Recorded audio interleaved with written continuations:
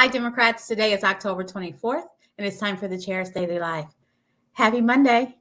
It is Monday, October 24th. That makes it 15 days. 15 days until the election on November 8th. Today is the last day to request your absentee ballot in order to be able to participate and get it turned in for the election on the 8th. Time is ticking. We're getting closer and closer, and there's so much that we have to take into consideration. And so here's the thing that I want to make sure that you guys hear. We have a real choice to make. In my opinion, it's not a real choice, but it is a real choice.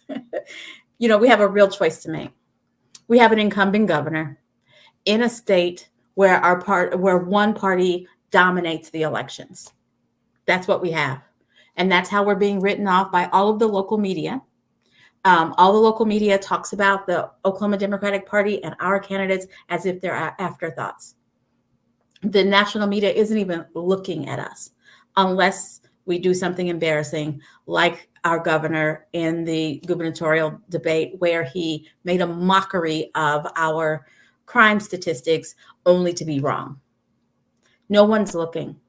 We have to take the bull by the horns and educate ourselves and make sure that we educate everyone that we come in contact with. And so here's the thing that I need you to know.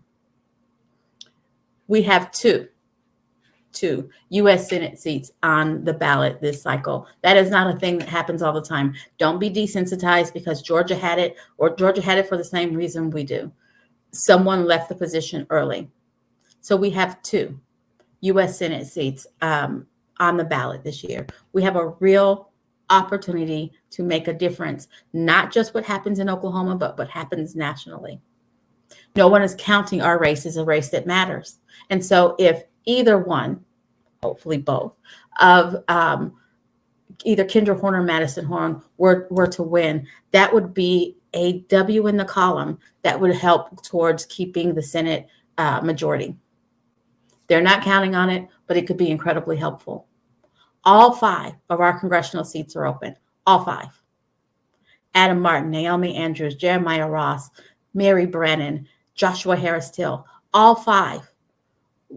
Everywhere you live in the state of Oklahoma, you have a shot.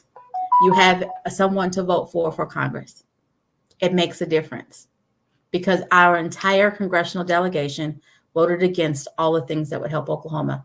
They voted against capping insulin prices. I know you've heard me say this before, but that's important. They voted against allowing Medicare to negotiate prescription drug prices for our seniors. That's a big deal. Not only did they vote against it, but James Langford signed on to a bill to repeal the bill that has already been passed. He is fighting the ability to lower prescription drug charges.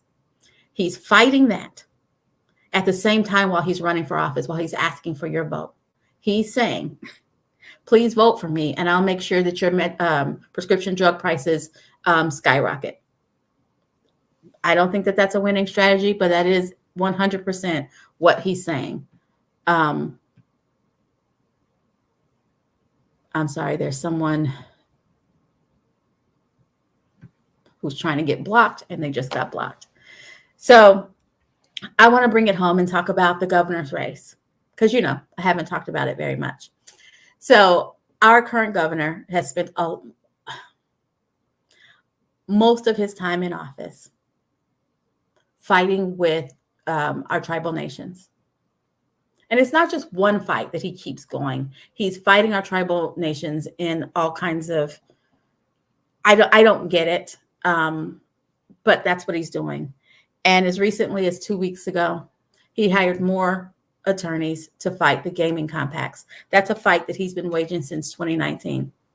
Since 2019, he's been fighting with the tribes regarding how much money, how much revenue, how much of the gambling revenue do they pay back to the state?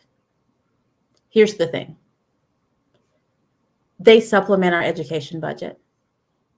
They provide health care, not just to tribal citizens, but those around tribal citizens. I know so many non-tribal citizens who are able to get their vaccines because they went there. went to a tribal health facility. He keeps fighting. Don't really know what he wants. He wants more of the pie. He's not offering anything more. He's not giving anymore, but he just wants more of the pie. And he wants to take it by brute force, not with negotiation, not by having a conversation, but he just wants to sue the tribal nations to death until they just give in. We need someone who knows how to negotiate a deal.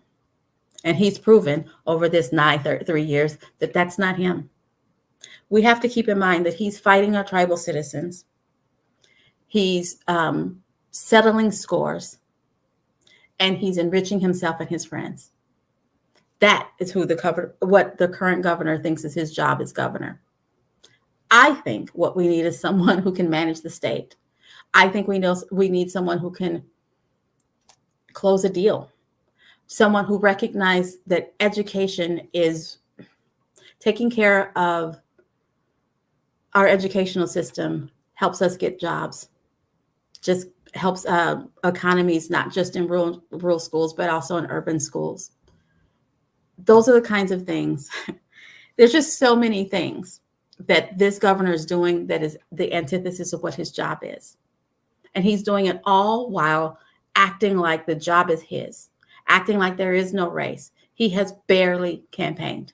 He's come out in the last couple of weeks to say mean things about the person running against him, but not really anything about what he plans to do. His first and second commercials that he came out with in this cycle talked about where he bragged about how the turnaround has started and he's going to make Oklahoma a top 10 state. And then in the debate on October 19th, he said, oh, no, that was aspirational. We're never going to get there. And this isn't rumor. I was in the room and heard him say it. That was aspirational and we're never going to get there. He has told us that he's given up on us as a state. And so he's just going to hang out in that seat, enriching himself as much as he can. He's going to hang out in that seat, enriching his buddies as much as he can. Hang out in that seat, fighting with the tribes, all while abandoning the project of trying to make us a top 10 state. So I take that as someone who's lied and misled us for his entire term. He talked about top 10 when he ran the first time. He's talked about top 10 the entire time. And for him to now say, no, that was aspirational. We're never going to get there. I say he's begging us to let him go home. Let's let him go home. Let him go back to his business, which he has elevated from just a mortgage company to a full-fledged bank. Let him go back and do that while we elect someone who cares about our state. And of course, I'm talking about Joy Hoffmeister. There are two other people on the ballot who, quite frankly, I don't know what they stand for. I study the news. I know that they're running. I have no idea what they're talking about because I haven't seen it. And I don't only stay in this world. And so for those of you who are considering a protest vote, why? Do you not care about what happens to our state? Or are you in the camp with Kevin Stitt? Those are your choices.